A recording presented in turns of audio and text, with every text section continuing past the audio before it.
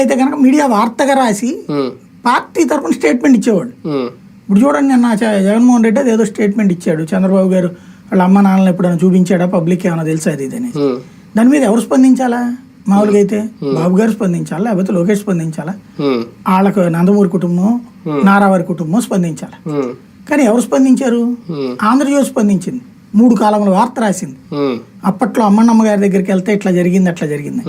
మరి అదే జ్యోతి నరేంద్ర మోడీ వెళ్ళి వాళ్ళ అమ్మ దగ్గరికి పుట్టినరోజు ఆశీస్సులు తీసుకోవడానికి వెళ్తే 5 కెమెరాలు ఇదో పెద్ద డ్రామా అని రాసింది.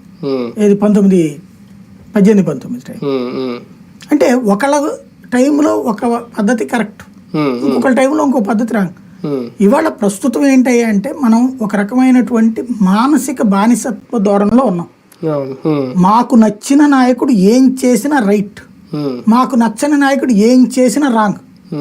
ఇది ఎప్పుడైతే పబ్లిక్ లో కూడా తీసుకెళ్లిపోతున్నామో, ఈ పబ్లిక్ లో ఈ ఎథిక్స్ గురించి మాట్లాడే వ్యవస్థ ఏదైతే మీడియా కూడా అమ్ముడుపోయిందన్నామా, బానిసత్వం చేస్తుందన్నామా, లొంగిపోయిందన్నామా, ఎప్పుడైతే ఉందో ఇంకేముందని అసలు ఇవాళ ఎథిక్స్ గురించి మాట్లాడుకోవద్దు అసలు. మనం రియల్గా నాకు గుర్తొచ్చింది, మొన్న ఒక టీ స్టాల్ దగ్గరికి వెళ్ళాం. జస్ట్ అక్కడ నుంచి టీ తాగుతుంటే పక్కన డ్రైనేజ్ స్మెల్ వచ్చేస్తుంది.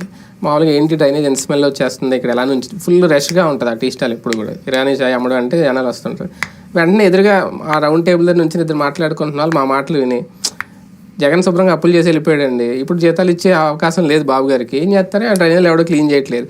వెంటనే మేము అన్నదాన్ని అంటే అక్కడ ఉన్న వాళ్ళలో ఎంత కన్వే అయ్యారు బాబు గారు మాట్లాడినిపించింది నాకు అనమాట. అవి చూస్తూ ఉంటే అంత ఓకే, అది వాళ్ళు టీడీపీ వాళ్ళే కాదని పక్కన పెడితే ఒక పబ్లిక్ మధ్య ఆ తరహా చర్చ నడుస్తుంది బయట. ఇప్పుడు మరి అప్పుడు ఎందుకు జగన్ ఉన్నప్పుడు ఎందుకు చూసారు అవన్నీ, ఎందుకు తీశారు చెత్త?